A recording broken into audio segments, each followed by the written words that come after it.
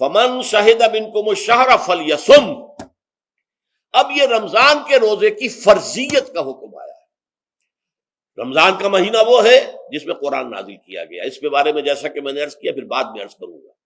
لیکن جو شخص بھی تم میں سے موجود ہو اس مہینے میں، اپنے گھر میں موجود ہے، اپنے شہر میں موجود ہے، سفر پر نہیں ہے، یا یہ ہے کہ جو شخص بھی اس مہینے کو پائے، اس کی زندگی میں یہ مہینہ آ جائے، یہ برکتوں کا ایک موقع اسے مزید حاصل ہو جائے، فلیصم، یہ امر کا صیغہ ہے، یہ وجوب ہے مطلقاً۔ اب اس میں جو دو رعایتیں پہلے دی گئی تھی ان میں سے ایک کو برقرار رکھا، ومن کان مریضا او علی سفر فعدۃ من ایام اخر، یہی وہ الفاظ ہیں جن کی بنا پر میرا گمان اس وقت بھی یہ تھا کہ یہ دو بیک وقت نازل نہیں ہو سکتی آیات، یہ جو تکرار ہے بے معنی تکرار ہو جائے گی پھر اگر ایک ہی وقت میں نازل ہو رہی ہو، اور قرآن مجید کی فصاحت اور بلاغت سے یہ چیز بعید ہے کہ وہاں پر اس طرح کی تکرار بلا سبب ہو رہی ہو۔ قرآن میں اور بہت سی آیات ہیں جن میں کہ آپ کو معلوم ہے کہ پورا رکوع ہے سورہ مزمل کا، جس میں قیام اللیل کا حکم ہے، پھر اسی کے آخر میں وہ آیت شامل کر دی گئی ہے جو کم سے کم 1 سال بعد نازل ہوئی ہے، جس میں کہ رات کے قیام کا وجوب ختم کر دیا گیا، اور صرف یہ کہ جتنا بھی تم سے ممکن ہو سکا کرو، ضروری نہیں ہے کہ تہائی شب ہو، آدھی ہو، 2/3 ہو، جتنا بھی ممکن ہو قرآن پڑھا کرو رات کو، گویا کہ وہ فرضیت جو تھی قیام اللیل کی وہ ختم ہو گئی۔ اس حوالے سے وہ جو ناسخ ہے، منسوخ کرنے والی آیت بھی اس کے ساتھ ہی رکھ دی گئی تاکہ وہ جو اصل حکم تھا وہ بھی برقرار سامنے رہے، اور جس نے آ کر اسے منسوخ کیا وہ بھی برقرار رہے اور سامنے رہے۔ اسی طرح یہاں پر بھی یہ حکم آیا، کتنے عرصے کے بعد آیا یہ مجھے معلوم نہیں، لیکن یہ کچھ عرصے کے بعد آیا ہے کہ رمضان کا مہینہ وہ ہے کہ جس میں قرآن نازل کیا گیا ہے۔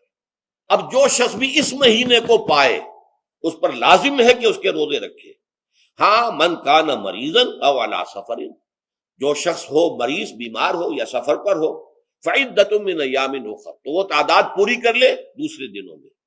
یرید اللہ بکم اليسر ولا یرید بکم العسر، اللہ تمہارے ساتھ آسانی چاہتا ہے، سختی نہیں چاہتا۔ یہ اصل میں کیوں کہا ہے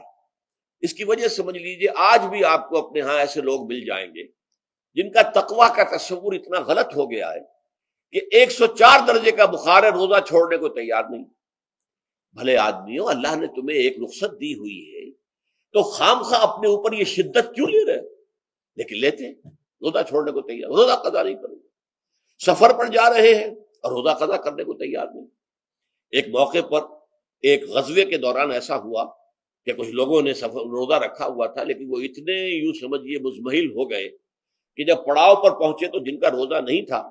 انہوں نے تو بڑی چاق و چوبند طریقے سے خیمے نصب کیے، سارا بندوبست کیا، اور یہ جا کر بے سدھ ہو کر بے ہوش ہو کر گر پڑے۔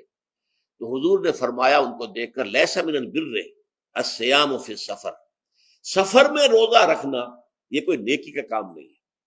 یہ نیکی کا غلط تصور ہے کہ جو تم نے اپنے اختیار کر لیا، یہ تمہارے اندر تشدد پسندی پیدا ہو رہی ہے۔ دین کے احکام میں جو مقصد ہے وہ کیا ہے؟ یرید اللہ بکم اليسر ولا یرید بکم العسر۔ اسی پر عمل کرتے ہوئے حضور نے فرمایا ہے کہ جو بھی علماء دین ہیں یا جو رہنمایان دین ہیں ان کا کام کیا ہے؟ آپ نے فرمایا یسروا ولا تعسروا،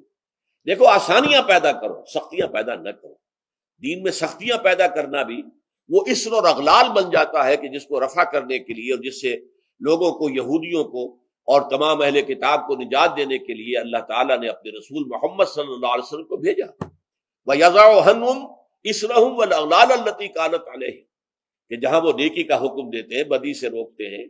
پاکیزہ چیزوں کو حلال ٹھہراتے ہیں اور خبیث چیزوں کو، ناپاک چیزوں کو حرام قرار دیتے ہیں، وہیں وہ لوگوں کے اوپر سے وہ بوجھ بھی ختم کرتے ہیں کہ جو انہوں نے خام خواہ اپنے اوپر لاد لیے۔ تو ان میں سے یہ بھی ہے کہ یہ نیکی کا کام نہیں ہے کہ آپ سفر میں ہیں اور روزہ رکھ رہے ہیں۔ یرید اللہ بکم اليسر ولا یرید بکم العسر وَلِتُكْمِلُوا الْعِدَّةَ، لیکن یہ بات واضح رہے کہ اب تمہارے لیے تعداد کو پورا کرنا لازم ہے، یہ نہیں ہے کہ آپ اس کی جگہ پر فدیہ دے دیں تو بات پوری ہو جائے گی، نہیں۔ روزے کی تعداد، آپ کے رمضان میں 2 روزے 3 روزے چھوٹ گئے بیماری کی وجہ سے، ٹھیک ہے، لیکن دوسرے دنوں میں اس کی قضا دینی لازم ہے، وہ روزے رکھنے جو ہے آپ پر لازم ہے، ان کا کوئی بدل جو ہے وہ فدیہ نہیں ہو سکتا۔ البتہ یہ نوٹ کر لیجئے، یہ حکمت نبوی ہے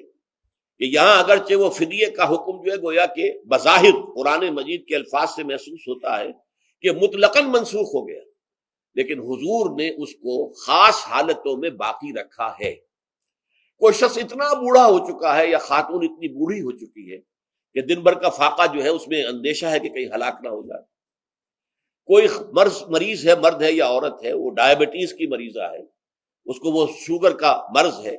اور وہ اس کو برداشت نہیں کر سکتی، شوگر لیول بہت نیچے ہو جائے تو موت واقع ہو سکتی۔ کوئی ایسا مریض ہے جس کو مرض سے شفا پانے کی اب کوئی امید ہے ہی نہیں کہ میں مرض سے شفا پا جاؤں گا یا پا جاؤں گی تو اس کے بعد میں روزہ مکمل کر دوں گی، نہیں۔ ایسے لوگوں کے لیے حضور نے اس رعایت کو برقرار رکھا ہے کہ ایسے لوگ اگر ایک مسکین کو کھانا کھلا دیں تو یہ فدیہ بن جائے گا، لیکن جو بھی شخص صحت مند ہو اور صحت کی توقع رکھتا ہو اور جو شخص بھی طاقت رکھتا ہو روزے کا قضا کر دینے کا، اس کے لیے لازم ہے کہ روزوں کی قضا کرے۔ وَلِتُكْمِلُوا الْعِدَّةَ وَلِتُكَبِّرُوا اللَّهَ عَلَى مَا هَدَاكُمْ، اور تاکہ تم اللہ کی کبریائی کا اعلان کرو اس چیز پر کہ جو اس نے تمہیں ہدایت عطا فرمائی۔ اب اس کا ایک تو ظاہر ہے کہ جب روزے ختم ہوتے ہیں عید الفطر میں، تکبیر اضافی تکبیرات کے ساتھ 2 رکعتیں ہیں جو ہم ادا کرتے ہیں۔ احناف کے نزدیک 6 اضافی تکبیرات ہیں اور اہل حدیث کے نزدیک 12 ہیں، لیکن تکبیرات ہیں اضافی۔ اور یہ کہ جاتے ہوئے اور آتے ہوئے عید کے لیے آپ جا رہے ہیں تو تکبیرات پڑھتے ہوئے جائیے، واپس آ رہے ہیں تکبیر پڑھتے ہوئے آئیے، اور یہ بھی کہ جاتے ہوئے راستہ کوئی اور، آتے ہوئے راستہ کوئی اور اختیار کیجئے تاکہ پورا شہر، پوری بستی جو ہے تکبیر کی آواز سے گونج جائے۔ یہ ظاہر ہے۔ باطن اس کا کیا ہوگا؟ اللہ کی کبریائی کا اعلان کرو، اللہ کی کبریائی کو نافذ کرنے کی کوشش کرو۔ جب اللہ نے تمہیں ہدایت دے دی ہے، تمہیں اپنے دین حق سے نواز دیا ہے، تمہارا فرض ہے کہ اس کو قائم کرو، اس کے لیے جد و جہد کرو، اس کے لیے تن من دھن لگاؤ، اس کے لیے جان اور مال سے جہاد کرو۔ وَلِتُكَبِّرُوا اللَّهَ عَلَى مَا هَدَاكُمْ